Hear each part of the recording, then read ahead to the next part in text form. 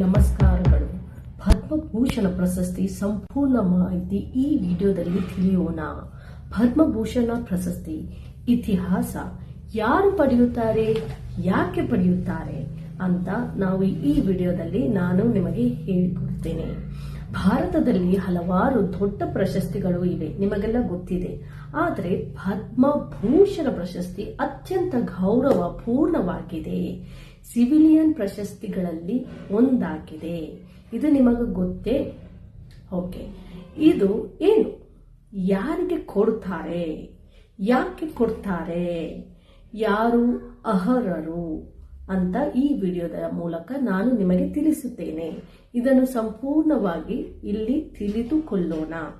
Okay, Padma Bhushan ಅಂದ್ರೆ ಏನು, ಯಾರಿಗೆ ಗೊತ್ತಿದೆ ಪ್ಲೀಸ್ ಕಮೆಂಟ್ ಮಾಡಿ. ಇಲ್ಲದಿದ್ರೆ ನಾನು ಇವಾಗ ಹೇಳ್ಕೊಡ್ತೀನಿ. ಪದ್ಮಭೂಷಣ ಭಾರತದ 3ನೆಯ ಅತಿ ದೊಡ್ಡ ನಾಗರಿಕ ಪ್ರಶಸ್ತಿ. ಪದ್ಮ ಪ್ರಶಸ್ತಿಗಳ ಕ್ರಮ ಹೀಗಿವೆ: ಭಾರತ ರತ್ನ, ಆಮೇಲೆ ಪದ್ಮ ವಿಭೂಷಣ, ಅದಾದ್ಮೇಲೆ ಪದ್ಮಭೂಷಣ ಮತ್ತು ಪದ್ಮಶ್ರೀ.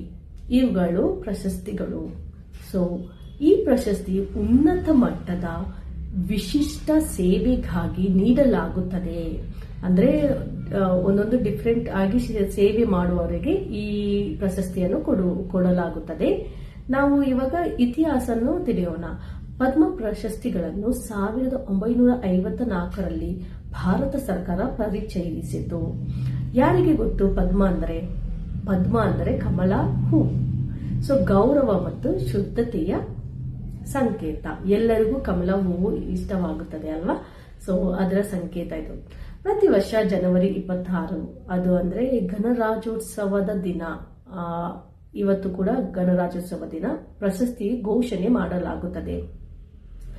ಸೊ ನಾವು ಯಾರಿಗೆ ಪದ್ಮಭೂಷಣ ಕೊಡುತ್ತಾರೆ, ಯಾರಿಗೆಲ್ಲ ಕೊಡಬಹುದಂತ ನಿಮ್ಮ ಅನಿಸಿಕೆಗಳನ್ನು ಕಮೆಂಟ್ ಮೂಲಕ ಬರೆಯಿರಿ.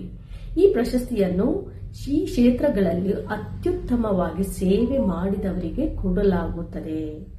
ಕಲೆ ಮತ್ತು ಸಂಸ್ಕೃತಿ, ಕೆಲವು ಹೆಸರುಗಳನ್ನು ನಾನು ಹೇಳ್ತೀನಿ.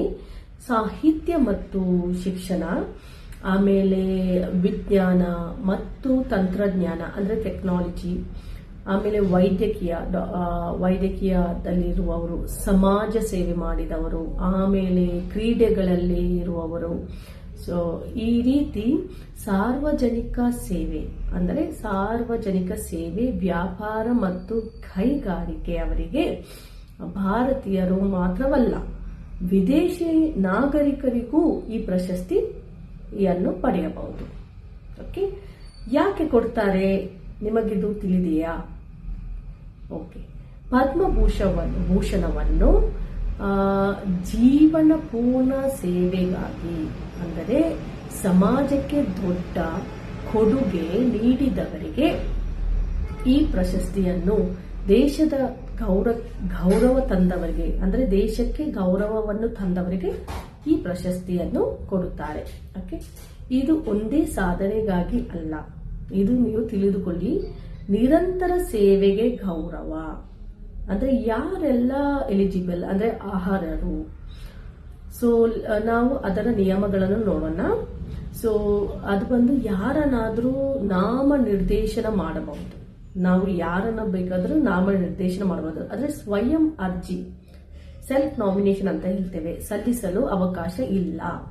ರಾಜಕೀಯ ನಾಯಕರು ಕೂಡ ಇದರಲ್ಲಿ ಭಾಗವಹಿಸಬಹುದು. ವೈದ್ಯರು ಮತ್ತು ವಿಜ್ಞಾನಿಗಳನ್ನು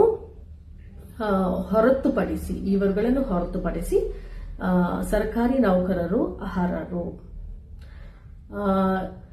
ಅಂತಿಮ ತೀರ್ಮಾನವನ್ನು, ಇವಾಗ ಯಾರಿಗೆ ಪದ್ಮಭೂಷಣ ಕೊಡಬೇಕು ಅಂತ ಅಂತಿಮ ತೀರ್ಮಾನವನ್ನು ಭಾರತದ ರಾಷ್ಟ್ರಪತಿ ಅನುಮೋದಿಸುತ್ತಾರೆ. ಸೊ ಪ್ರಶಸ್ತಿಯನ್ನು ನೀಡುವವರು ಯಾರು, ನಿಮಗಿದು ಗೊತ್ತಿದೆಯೇ? ಕಮೆಂಟ್ ಮಾಡಿ. ಪದ್ಮಭೂಷಣ ಪ್ರಶಸ್ತಿಯನ್ನು ರಾಷ್ಟ್ರಪತಿ ಭವನದಲ್ಲಿ ಭಾರತದ ರಾಷ್ಟ್ರಪತಿ ನೀಡುತ್ತಾರೆ. ಯಾರಿಗೆಲ್ಲ ಕರೆಕ್ಟ್ ಉತ್ತರ ಸಿಕ್ತು? ಧನ್ಯವಾದಗಳು. ಸೊ ಇದರಲ್ಲಿ ಏನೆಲ್ಲ ಸಿಗುತ್ತದೆ? ಪದಕ, ಆಮೇಲೆ ಪ್ರಮಾಣ ಪತ್ರ, ಈ ಎರಡು ವಸ್ತುಗಳು ಸಿಗುತ್ತದೆ. ಹಣದ ಬಹುಮಾನ ಅಂತೂ ಸಿಗೋದೇ ಇಲ್ಲ, ಗೌರವವೇ ದೊಡ್ಡ ಬಹುಮಾನ. ಓಕೆ, ಸೊ ನಾವು ಇವಾಗ ಏನು ಕೊನೆಯ ಕ್ಷಣದಲ್ಲಿದ್ದೇವೆ. ಇವಾಗ ಪದ್ಮಭೂಷಣ ಒಂದು ಪ್ರಶಸ್ತಿ ಮಾತ್ರ ಅಲ್ಲ, ಇದು ನಿಮ್ಗೆ ಗೊತ್ತಿರಬೇಕು. ಸೊ ಇದು ಒಂದು ಪ್ರಶಸ್ತಿ ಮಾತ್ರ ಅಲ್ಲ, ಅದು ಸೇವೆ, ತ್ಯಾಗ ಮತ್ತು ಸಾಧನೆಯ ಗೌರವ. ನಿಶ್ಶಬ್ದವಾಗಿ ದೇಶವನ್ನು ರೂಪಿಸುವವರನ್ನು ಈ ಪ್ರಶಸ್ತಿಯನ್ನು ಗುರುತಿಸುತ್ತದೆ. ಇವಾಗ ನಿಮಗೆ ಇದು ತುಂಬಾ ಇಷ್ಟವಾಗಿದೆ, ಈ ಮಾಹಿತಿ ನಿಮಗೆ ಉಪಯುಕ್ತವಾಯ್ತಾ? ಆಮೇಲೆ ಈ ಉಪಯುಕ್ತವಾಗಿದ್ರೆ ನೀವು ಲೈಕ್ ಮಾಡಿ, ಆಮೇಲೆ ಶೇರ್ ಮಾಡಿ, ಮತ್ತು ಇಂತಹ ಜ್ಞಾನವರ್ಧಕ ವಿಡಿಯೋಗಳಿಗಾಗಿ ನನ್ನ ವಿಡಿಯೋಗೆ ಸಬ್ಸ್ಕ್ರೈಬ್ ಮಾಡಿ. Bye from Anita. Thank you.